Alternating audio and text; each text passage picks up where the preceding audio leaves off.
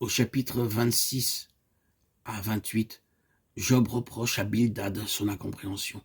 Comme tu sais bien venir en aide à celui qui est faible, comme tu prêtes secours au bras sans force, comme tu as bien conseillé celui qui manque de sagesse, qui est ce qui t'inspire? Il est évident que si Bildad ne savait pas encore comment l'homme pouvait s'approcher de Dieu et lui rendre un culte qui lui fût agréable, il eût mieux fait de rester chez lui que de venir chez son ami dans l'affliction avec ses négations. Tout ce qu'il a pu dire, ce sont toutes les calamités qui fondent sur l'homme sans Dieu. Job pense que les commandes de Bildad trouvent leur réponse dans l'omnipotence de Dieu. Et il décrit sa puissance infinie et illimitée. Devant Dieu, les ombres tremblent au-dessous des eaux. Devant lui, le séjour des morts est nu. L'abîme n'a point de voile. Il suspend la terre sur le néant, il renferme les eaux dans les nuages et couvre la face de son trône. Les colonnes du ciel tremblent à sa menace.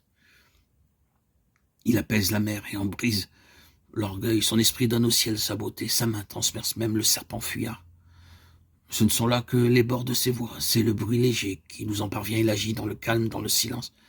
Si nous ne discernons que les bords de ses voix, combien moins pouvons-nous comprendre le tonnerre de sa toute-puissance. Chapitre 26, versets 1 à 14.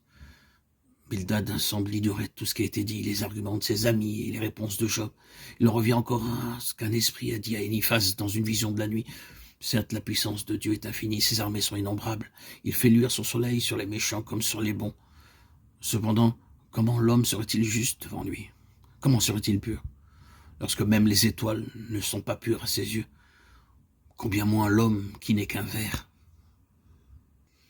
Si sa puissance créatrice a fait toutes ces merveilles, serait-il possible que son œuvre la plus noble, l'homme, échappât à sa puissance? Assurément, par comparaison avec son créateur, l'homme n'est qu'un ver. Assurément.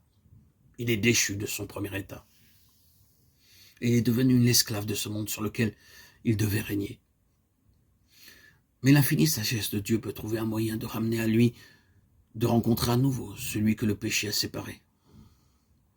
Ce moyen, il l'a pourvu. Job, qui avait été interrompu par Bildad, a repris son discours sentencieux. L'Éternel est vivant. Jusqu'à mon dernier soupir, je défendrai mon innocence. Bien des années plus tard, le prophète Élie déclarant à Israël le châtiment de Dieu s'exprime ainsi. L'Éternel est vivant devant qui je me tiens et que je sers. En la présence du vivant, mes amis, je ne puis vous donner raison. Ma langue ne dira rien de faux. Je ne puis non plus rien changer à ce que j'ai dit de ma vie, de mes relations avec Dieu. Mon cœur ne me fait de reproches sur aucun de mes jours. Chapitre 27, versets 1 à 6. Je retiens avec force ma confiance et mon espérance malgré la fournaise où je suis. Ceux qui s'élèvent contre moi et faussement me condamnent, alors que je suis innocent de leur accusation, ne sont point des amis, mais des ennemis. Eux recevront la portion du méchant. L'hypocrite ne fait pas du Tout-Puissant ses délices. Il ne lui adresse pas ses prières en tout temps, comme vous savez que je fais.